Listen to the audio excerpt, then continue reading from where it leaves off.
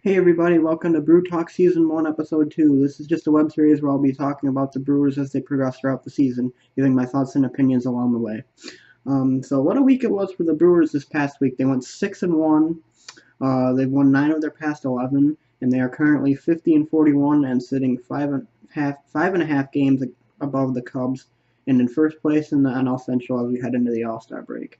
The Brewers swept the Baltimore Orioles in the first series of the week, and then they played a Thursday game in Chicago in which they won 11-2. That was one of the most important games of the year for the Brewers, and they came out and won. Um, and then the Yankee series, they won 2 of 3. They easily could have swept had they been able to close it out in the bottom of the ninth in that game. Um, the Brewers are really, this week was really important for them, and they solidified their spot atop the NL Central. They gained ground on the Cubs. They made a statement game in their win against the Cubs on Thursday. They swept the Orioles, and they took 2 of 3 against the Yankees. It was probably the best week of Brewers baseball we had all year. Heading into the All-Star break makes it even more important. Um, it was just a phenomenal week, and it's got the Brewers thinking about possibly making a trade at the deadline. Some names getting thrown around are Jose Quintana and Sonny Gray.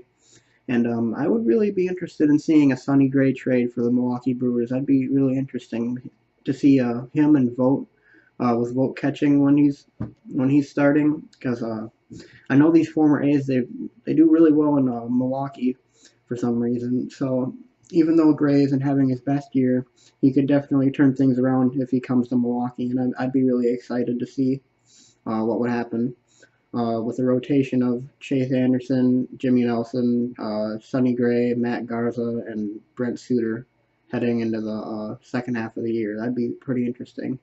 Um, Junior Guerra, he's a I know I forgot to mention Junior Guerra when I was listing off the pitchers just now, but I don't really know what's going to happen with him. He just got put on the 10-day DL, and uh, I don't know if he can't get his pitching back up. He had a decent start on against the Yankees, but he got pulled after 4 innings uh, because of a bruised ankle or something, I think.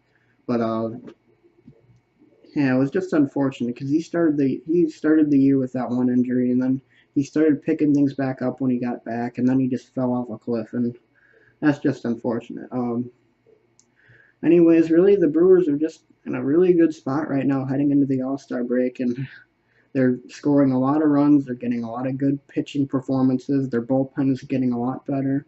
Corey Knebel had a shaky outing on Saturday against the Yankees, but he got himself into a jam against the Yankees on Sunday, and he got out of it by striking out the side. So, um, the rest of July, let's see, we've got at home against the Phillies, a 4-game trip to Pittsburgh.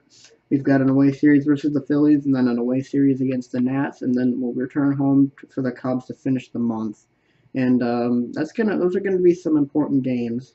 We got to make sure that we take care of business against the Phillies, and Pittsburgh is always a threat.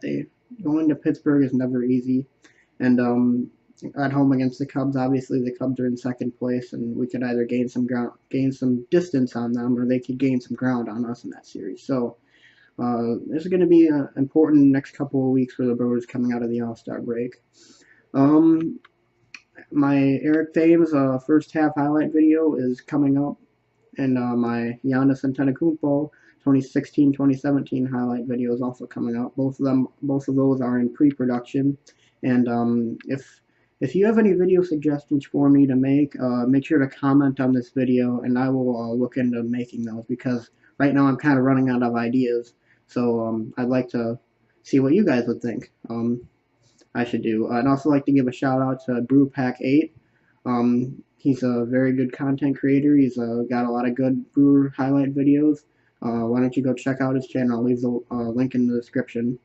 But yeah, this Brewers team is really blowing a lot of people away right now, and you think they could hold on? This past week has really made me think that they can, and I'm just really excited to see what happens. The Brewers haven't made the playoffs in a pretty long time. Last time they made the playoffs was 2011 when they lost to the Cardinals in the 2011 NLCS, and we've never really recovered since then.